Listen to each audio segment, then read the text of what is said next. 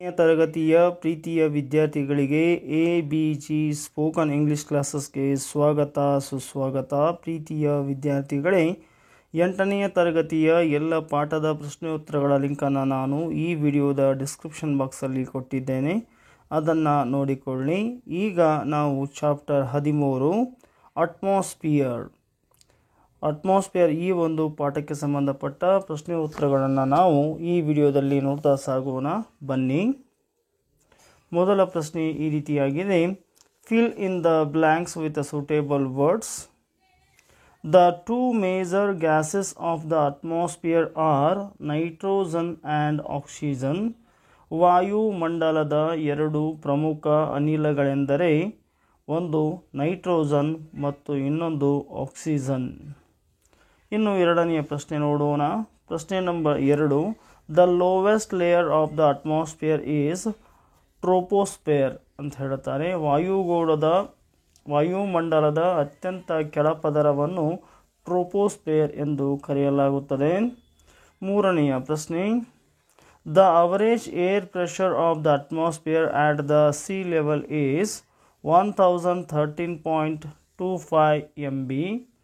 ಇಲ್ಲಿ ಸಮುದ್ರ ಮಟ್ಟದಲ್ಲಿ ವಾಯುಮಂಡಲದ ಸರಾಸರಿ ಒತ್ತಡವು 1013.25 MB ಇರುತ್ತದೆ. ಇನ್ನು ಪ್ರಶ್ನೆ number 4.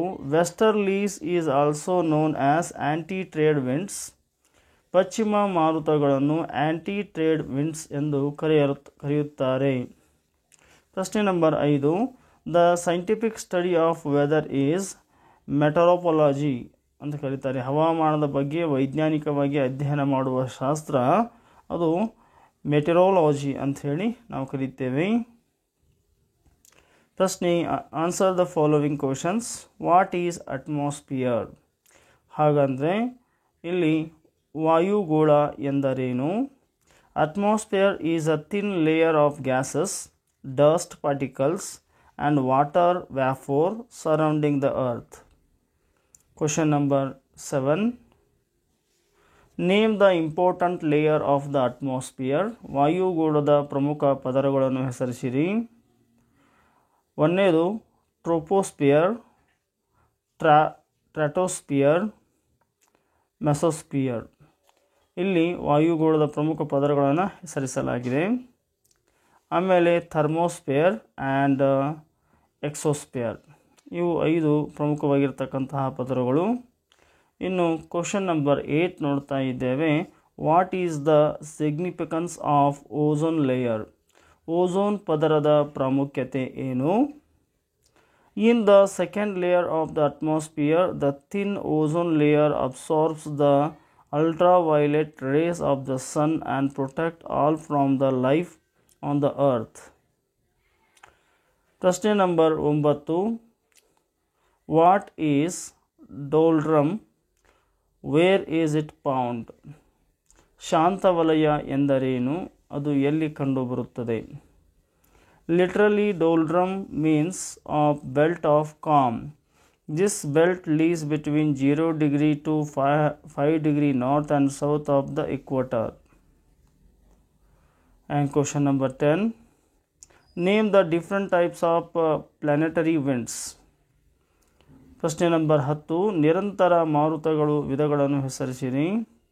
There are 3 types of planetary winds: trade winds, anti-trade winds and polar winds. Next we go to see the 11th one. What are local winds? Give any 2 examples. ಸ್ಥಳೀಯ ಮಾರುತಗಳೆಂದರೇನು? ಯಾವುದಾದರೂ 2 ಉದಾಹರಣೆಗಳನ್ನು ಕೊಡಿ. The impact of local winds is limited to a particular area. These are result of variation in local temperature, pressure, humidity, which in turn are attributed to the formation of air currents. So ಇಲ್ಲಿ ನಾವು 11ನೇ ಪ್ರಶ್ನೆಯನ್ನು ನೋಡಿದ್ವಿ. ಇನ್ನು 12ನೇ ಪ್ರಶ್ನೆ ಇಲ್ಲಿ ಉದಾಹರಣೆ ಕೊಡ್ತಾ ಇದ್ದಾರೆ. Chinook or snow eater of the USA and the Sirocco of the Sahara region and brick fielder of Australia etc.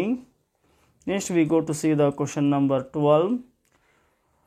Mention the different type of clouds. ಮೋಡಗಳ ವಿಧಗಳನ್ನು ತಿಳಿಸಿರಿ. The important types of clouds are the stratus, the cirrus and the nimbus clouds. ಇನ್ನು question number 13 ನೋಡ್ತಾ ಇದ್ದೇವೆ. Distinguish between the weather and climate. ಹವಾಮಾನ ಮತ್ತು ವಾಯುಗುಣಕ್ಕಿರುವ ವ್ಯತ್ಯಾಸ ಏನು? The atmosphere condition of a smaller area at a particular time is called weather. Climate is the average condition of the atmosphere over a long period of time in a large area. So next we go to see the define the following. ಕೆಳಗಿನ ಪರಿಕಲ್ಪನೆಗಳ ಅರ್ಥ ಬರೆಯಿರಿ. ಪ್ರಶ್ನೆ number 14 ಲೋನೋಸ್ಪಿಯರ್ ಅಂತ ಕರಿತೇವೆ, ಅಯಾನು ಮಂಡಲ ಅಂತ ಕರೀತಾರೆ ಕನ್ನಡದಲ್ಲಿ. Lonosphere is a part of the thermosphere. There is a high temperature in this sphere. It is called lonosphere as the gaseous atoms are ionized due to very high temperatures. The lone found here help in reflecting radio waves. Question number 15. Normal lapse rate. ಉಷ್ಣಾಂಶ ಸಾಮಾನ್ಯ ಇಳಿಕೆಯ ಪ್ರಮಾಣ. It is a decreasing rate of temperature with the increase of latitude. The rate of decrease is 1 degree for every 165 or 16.5 degree for every 1000 meters of height. Next we go to see the 16th one, torrid zone. ಶೀತ ವಲಯ ಅಂತ ಕರೀತೇವೆ. Torrid zone is zone of the high temperature. This region is found between 0 degree or equator and Tropic of Cancer, the north, and the equator and Tropic of Capricorn in the south.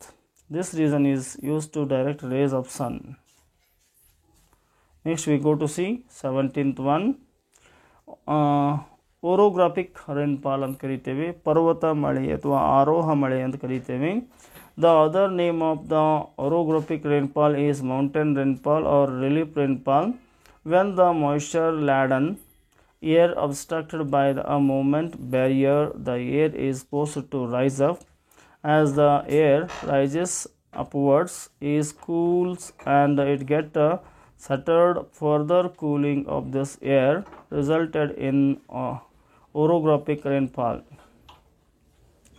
And last question is there, that is climatology. ವಾಯು ಗುಣಶಾಸ್ತ್ರ ಅಂತ ಕರೀತೇವೆ. So the scientific study of climate is called climatology ಅಂತ ಕರೀತಾರೆ. So dear students, ಇಲ್ಲಿಯವರೆಗೆ ನೀವು ನಿಮ್ಮ ನೆಚ್ಚಿನ ಚಾನಲ್ ಆಗಿರುವ ABG ಸ್ಪೋಕನ್ ಇಂಗ್ಲೀಷ್ ಕ್ಲಾಸಸ್ಗೆ ನೀವಿನ್ನೂ ಸಬ್ಸ್ಕ್ರೈಬ್ ಆಗಿಲ್ಲ ಅಂದರೆ ಈ ಕೂಡಲೇ ಸಬ್ಸ್ಕ್ರೈಬ್ ಆಗಿ. ಈ ವಿಡಿಯೋ ನಿಮಗೆ ಇಷ್ಟ ಆದರೆ ದಯವಿಟ್ಟು ಲೈಕ್ ಮಾಡಿ, ಶೇರ್ ಮಾಡಿ, ಕಮೆಂಟ್ ಮಾಡಿ ಅಂತ ಕೇಳಿಕೊಳ್ಳುತ್ತಾ ಧನ್ಯವಾದಗಳು.